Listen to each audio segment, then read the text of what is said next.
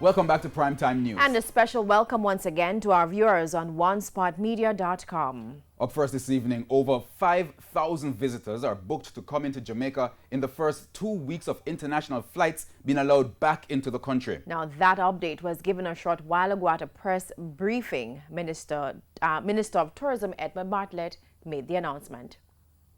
On the 15th, we will have 7 flights that will come in. And during the period 15th to the 30th, we're expecting to have about 70 flights into Jamaica overall. That will bring us somewhere in the region of about 5,000 to 6,000 visitors over that period.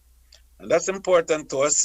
It's a start, and it's a start that is going to be vital, because we need to ensure that the capacity is there to manage that kind of flow, and health and security, as well as tourism, are going to be central players in ensuring that management overall.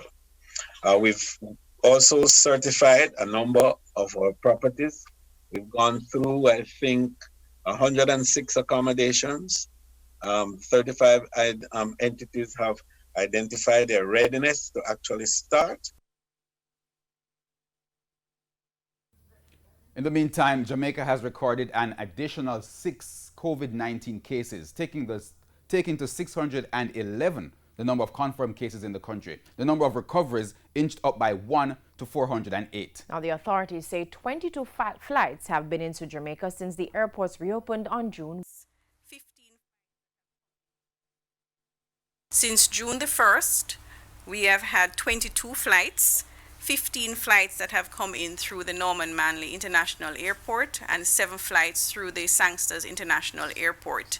A total of 989 passengers, with 566 through Norman Manley International Airport and 423 through Sangsters International Airport.